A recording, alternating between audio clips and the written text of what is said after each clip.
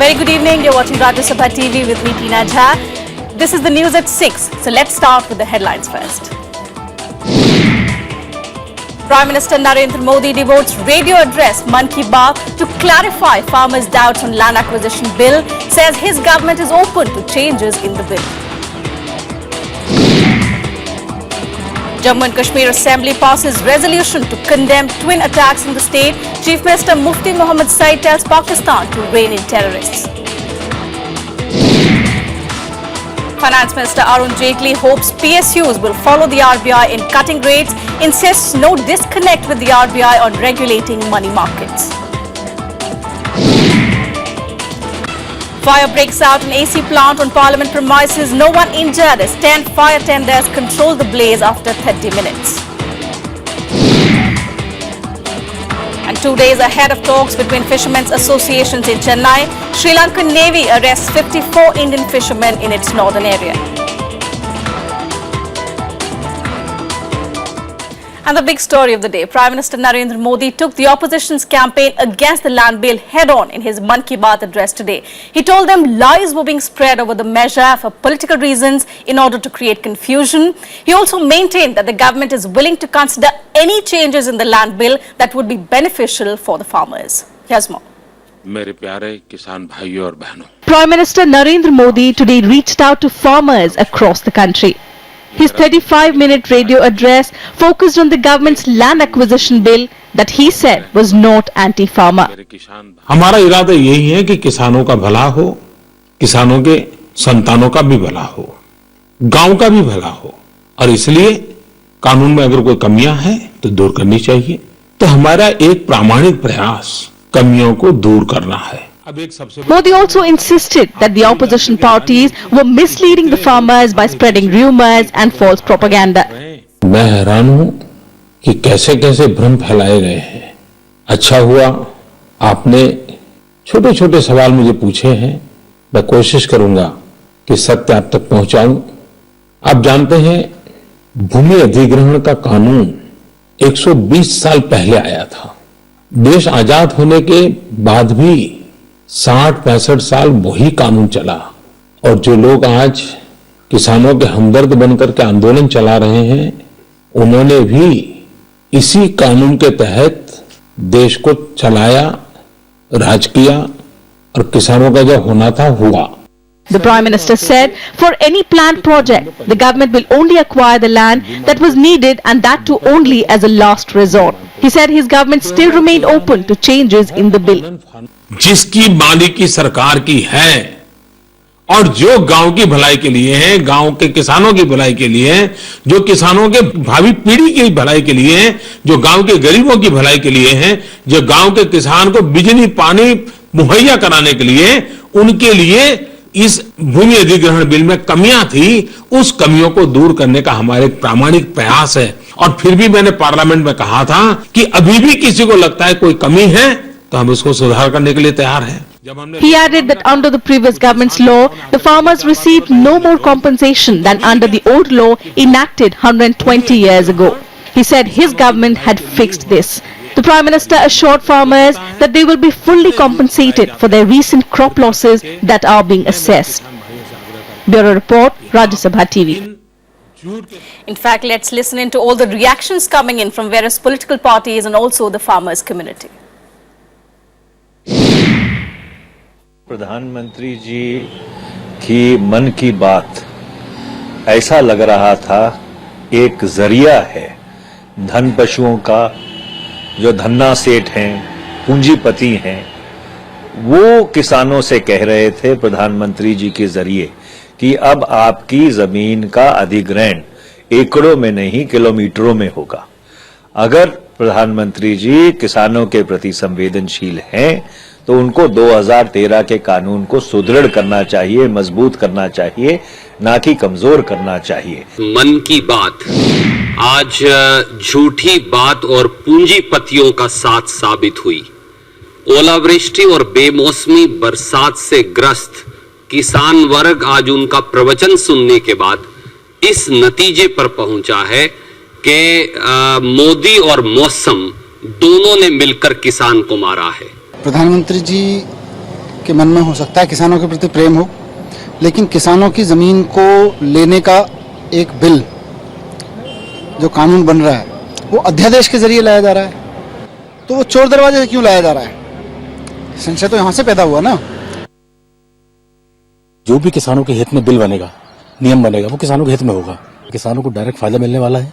जो भूमि अधिग्रहण वाला मामला है, जो बड़े बड़े धन्ना सेठ आते हैं यहाँ पर कब्जा कर लेते हैं जमीनों पर, किसान भाइयों को बेला फुसला के कम पैसे देते हैं, तो ये सब इसका फर्क पड़ेगा इसका।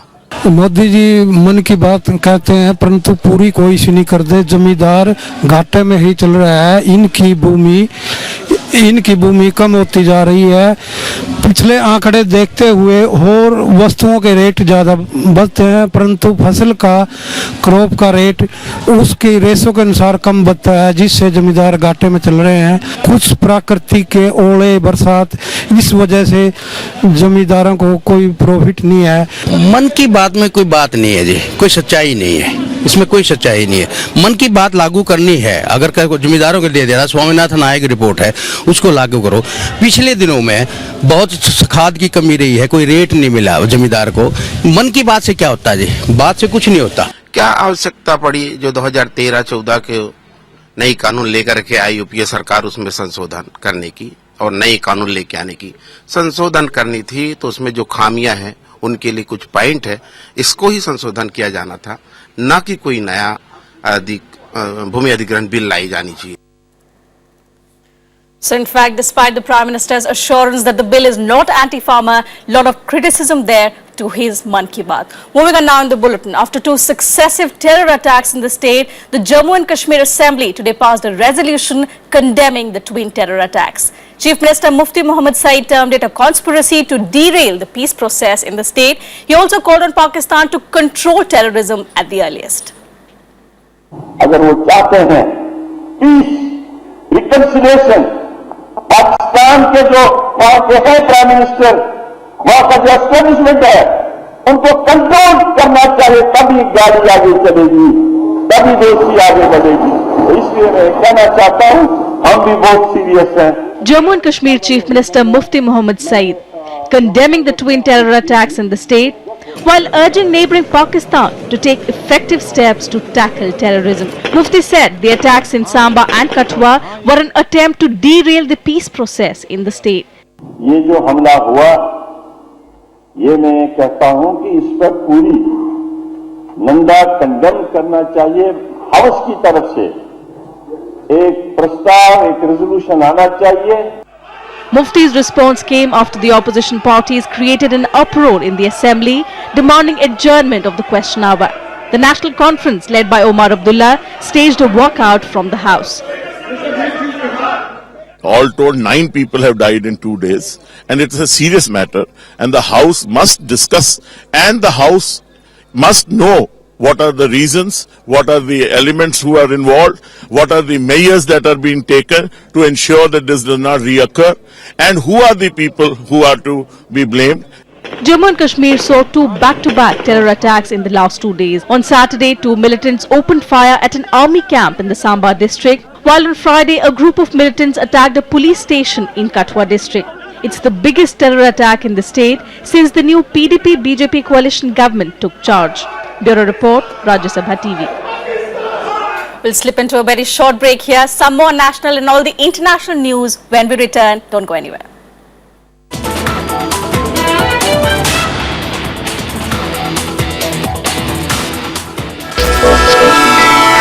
ਅੱਖੀਆਂ ਦੀ ਲਾਲੀ ਪਈ ਦੱਸਦੀ ਏ ਰੋਏ ਤੁਸੀਂ ਵੀ ਹੋ ਰੋਏ ਅਸੀਂ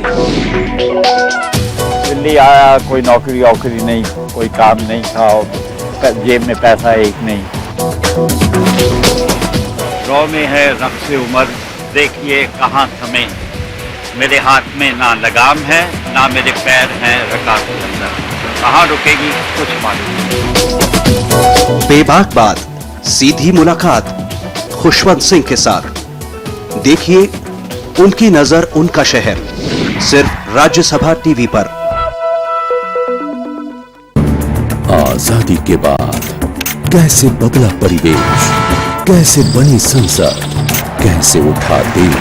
When the world sleeps, India will awake to life and freedom. कौन थे वो लोग जो दे गए हमको शानदार विरासत, लोकतंत्र की मजबूत इमारत। Rajya Sabha television.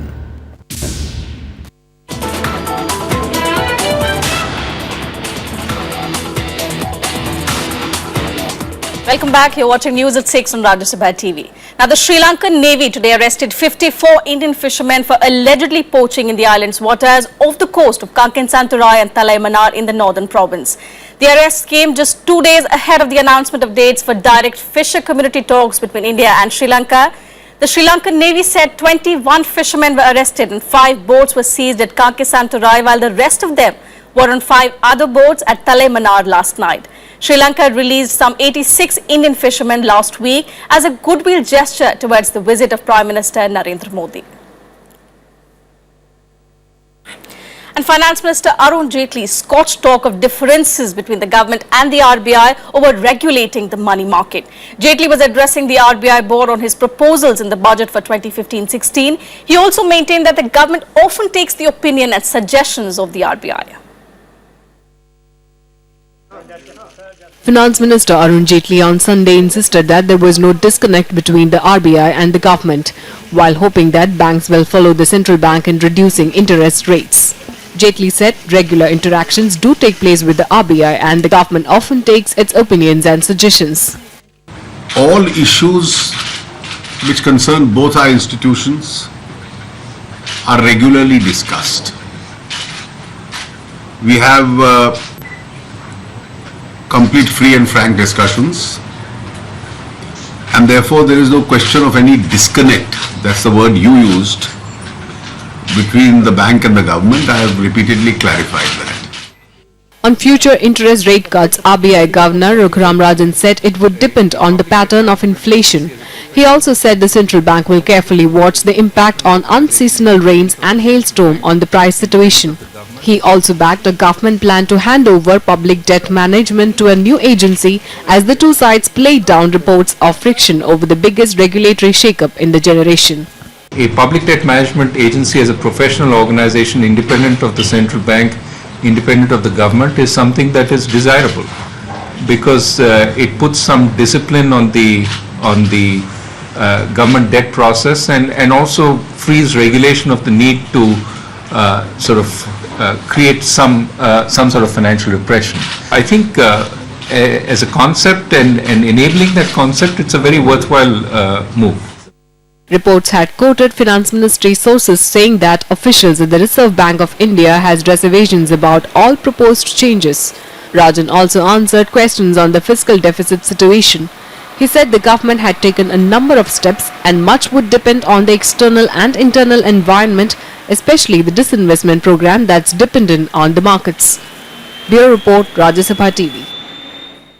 Well, the BJP today continued to mount pressure on the Karnataka government to order a CBI probe into the death of IS officer D.K. Ravi. Senior leaders of the party, which is the main opposition party in the Karnataka Assembly, took to the streets of Bangalore demanding immediate action from the state government. The Congress government has meanwhile ordered a CID inquiry in the case. Chief Minister Siddaramaiah said the state government will announce its final decision regarding a CBI inquiry in the Assembly on Monday. IS officer D.K. Ravi, who was posted as Joint Commissioner in Commercial Tax Department, was found hanging from a ceiling fan in his apartment last Monday. While the police are calling it a case of suicide, protesters are alleging that he could have been killed for his active role in taking on the land and sand mafia in Karnataka's Kolar district. We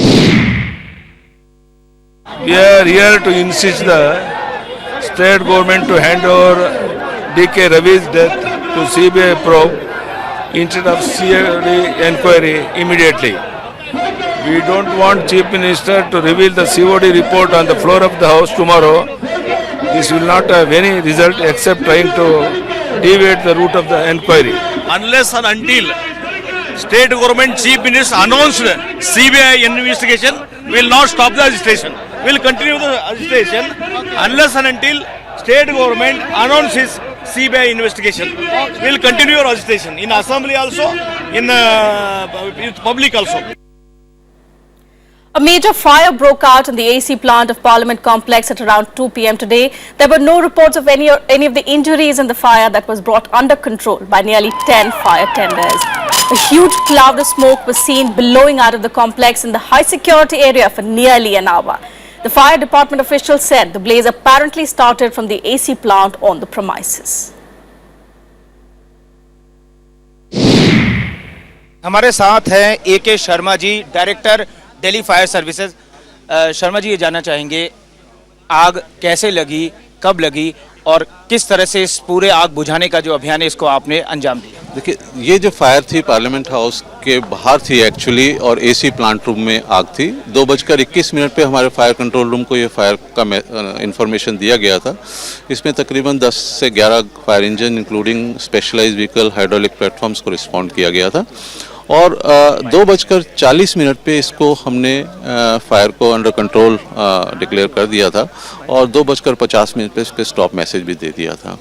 apparently वहाँ पर एक welding का काम चल रहा था, welding cutting का, जिसमें कि स्पार्क्स उत्पन्न हो रहे थे, और जो स्पार्क्स है वो फ्लेमेबल मटेरियल, जो इंसुलेशन मटेरियल है या जो प्लास्टिक का मटेरियल रखा हुआ था आसपास, उसने आग को पकड़ लिया, और जो ब्लैक डेंस स्मोक आप देख रहे थे इन पिक्चर्स, वो उस प्लास्टिक के मटेरियल के जलने की वजह से था।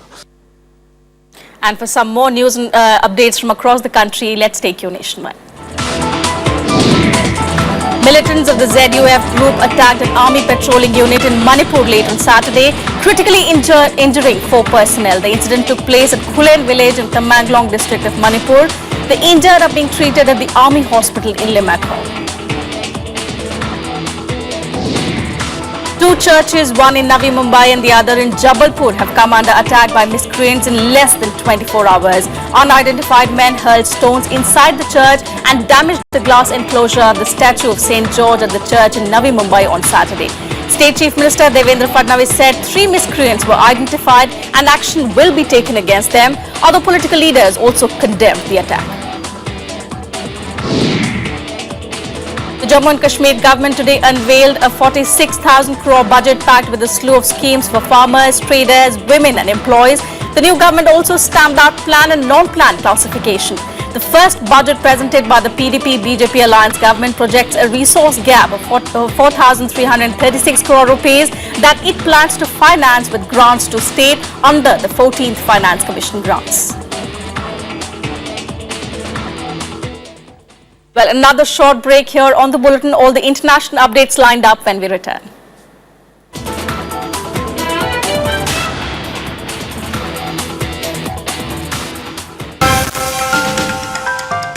In the Maths Factor, we travel through time and space and see how maths has evolved and how it is a part of the world around us. Join us on Rajya Sabha Television. Watch the Maths Factor every Sunday at 8 a.m.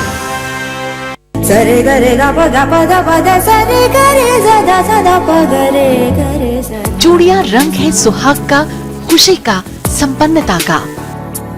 तो चलिए हमारे साथ इस एक और सफर पर, जहां आपकी मुलाकात हम करवाएंगे बहुत ही बेहतरीन चूड़ियों के कारीगरों से। पिसती है जिंदगी कांच में कारीगरों की, खूबसूरती में छिपी बदसूरती। देखिए अस्मिता में फिरोजाबाद से हमारी खास पेशकश, चूड़ियों के रंग फिरोजाबाद के, सिर्फ राज्यसभा टीवी पर। स्वागत है आप सबका हमारे खास कार्यक्रम तर्कश में। आज हमारे खास मेहमान हैं नरेश अग्रवाल। सरकार मैं कहूं कि पूरी तरीके से राज्यसभा में घिरती जरूर नजर आई, उनकी एकता को तोड़ने में शायद कामयाब नहीं। जो पास कराना जरूरी थे, इसका मतलब ये नहीं हुआ कि राज्यसभा में हमारा सिर्फ एक ही काम रह गया कि हम सारे बिलों को रोकें।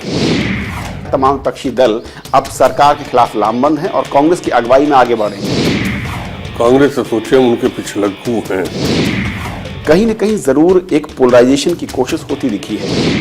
हम दोनों तो अलग अलग धुरी पे हैं, 36 का रिश्ता हमारा उनका है। देखिए तर्कश नरेश अग्रवाल के साथ सिर्फ राज्यसभा टीवी पर।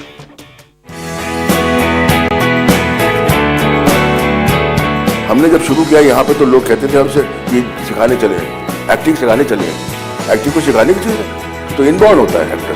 I'm just the stupid common man wanting to clean his house. अब तेरे को क्या होना? पिंजरा खोलेंगी तो तू भी उड़ जाएगा। अरे उड़ेंगे तो सारी चीज का काट लेंगे तेरे को। एक्टिंग के लिए मैं कोशिश करता रहा 5 साल। आजकल के लोग तो 5 महीने भी नहीं रुकते। नमस्कार, मैं रोशन तनेजा हूँ। मुझसे मिलिए प्रोग्राम गुफ्तगू में, सिर्फ राज्यसभा टीवी पर।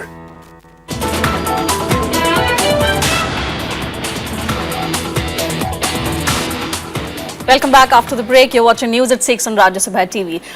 Some more international news now. US President Barack Obama today went public expressing his dissatisfaction with Israeli President Benjamin Netanyahu's flip-flop over a two-state solution regarding Palestinian statehood. Just days before, in an interview, Netanyahu has backtracked from his pre-election promise that he will not allow a Palestinian statehood if voted to power. In his first public comments since Benjamin Netanyahu's party won the parliamentary election, US President Barack Obama refused to buy the Israeli president's sudden post-election flip-flop on a separate Palestinian state. We take him at his word when he said that it wouldn't happen during his prime ministership. And so that's why we've got to evaluate what other options are available to make sure that we don't see a chaotic situation in the region. I did indicate to him that we continue to believe that a two-state solution is the only way for the long-term security of Israel if it wants to stay both a Jewish state and democratic.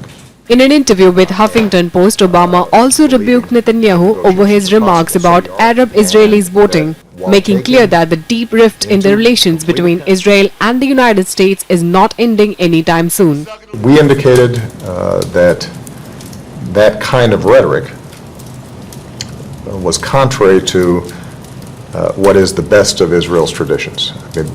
That although Israel was founded based on the historic Jewish homeland and the need to have a Jewish homeland, Israeli democracy has been premised on everybody in the country being treated equally and fairly. And I think that is what's best about Israeli democracy. Benjamin Netanyahu said in at least 3 post-election interviews that he still believed in Palestinian statehood, despite his recent pre-election flip-flop, which the experts believe was a desperate appeal for conservative votes. The US now says it is reassessing its relationship with Israel after Netanyahu's provocative statements opposing the creation of a Palestinian state. Officials also suggest the United States is now considering signing on a UN resolution which supports a Palestinian state. Certainly not all well with the US-Israel relationship. Bureau Report, Rajya Sabha TV.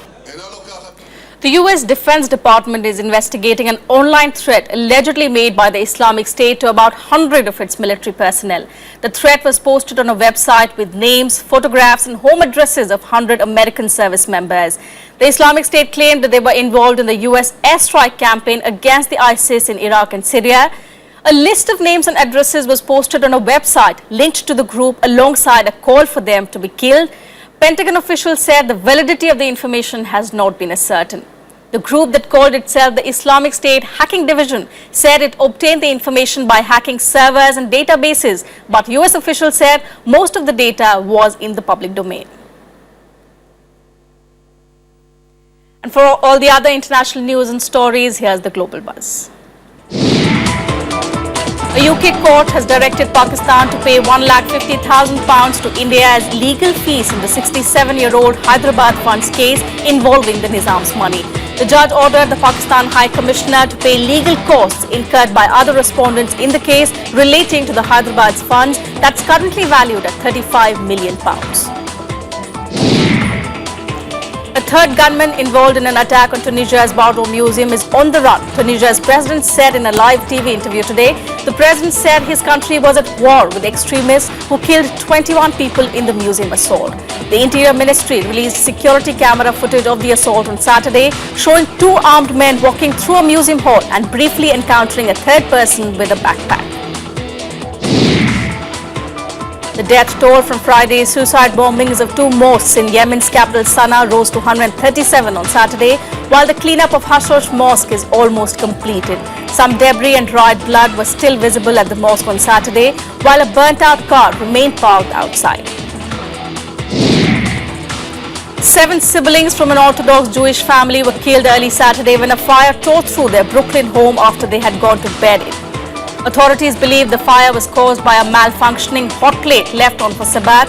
The blaze killed 3 girls and 4 boys, all aged between 5 to 16, and left their mother and another child in critical condition. Voting started today in the first round of French local elections, where the anti-immigration National Front hopes to come top and consolidate leader Marine Le Pen's bid for presidency in the year 2017. The National Front, which wants a return to the French franc and a referendum on capital punishment, served a wave of disenchantment with established politicians to emerge top in last year's European Parliament elections. And let's now get you all the action from the world of sports in Sports Beat. Martina Hingis and Sania Mirza completed a dream first tournament together, beating Katerina Makarova and Elena Vesnina 6-3, 6-4 to win the BNP Paribas Open women's doubles title on Saturday. With this, Hingis has won 11 Grand Slams in the team discipline, while Sania has claimed 3 Grand Slams, and their doubles partnership was eagerly awaited in the tennis circuit. World number 1 Novak Djokovic beat Britain's Andy Murray 6-2, 6-3 on Saturday to set up the final against number 2 Roger Federer in the ATP Indian Wells. Federer defeated Canada's Milos Raonic 7-5, 6-4 to reach his 40th ATP Masters 1000 final and earn a repeat of last year's epic final, where he lost to Djokovic in 3 sets. Borussia Dortmund's Pierre-Emerick Aubameyang struck twice to beat Hannover 96 3-2 on Saturday for their first win in 3 Bundesliga games. Dortmund bounced back from their Champions League exit to Juventus this week to move up to 33 points, 5 behind Augsburg, who are 6th and occupy the last place for Europa League qualification. Manchester City eased to a 3-0 home victory over 10-man West Bromwich Albion in the Premier League on Saturday after the visitors had the wrong player sent off in the 2nd minute by referee Neil Swarbrick. Wilfred Bony put City ahead after 27 minutes before Fernando added a second just before the break, and David Silva scored after half-time to hand City boss Manuel Pellegrini victory in his 100th game in charge.